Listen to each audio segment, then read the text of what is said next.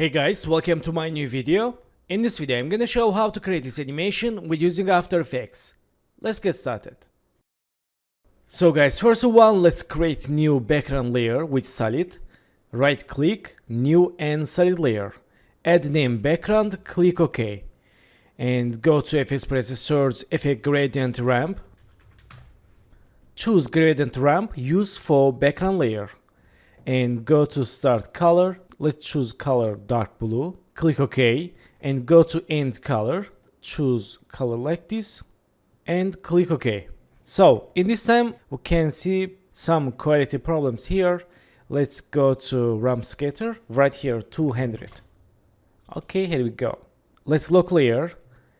And in this time, back to project. Let's select these layer clouds. Drag and drop into the composition. And press S, change scale.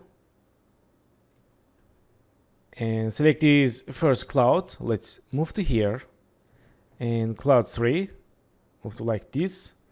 And cloud 4, move to here. And cloud 5, move to left. And 6, we can delete cloud 6 and cloud 7. Let's move to like this. So in this time, let's select these layer clouds and press P. Let's create new position keyframe. Go to last second and select cloud 7. Let's move to right. And cloud 5. Move to left and down. And cloud 4. Move to left and up. And 3. Move to right. And cloud 1. Move to left and move to up. Let's see. So in this time, let's close settings and let's unlock background. Go to Effects, press search Effect CC Rain. Select CC Rainfall. Let's use for background. And go to Solo. Let's change drops like this and opacity. And sizes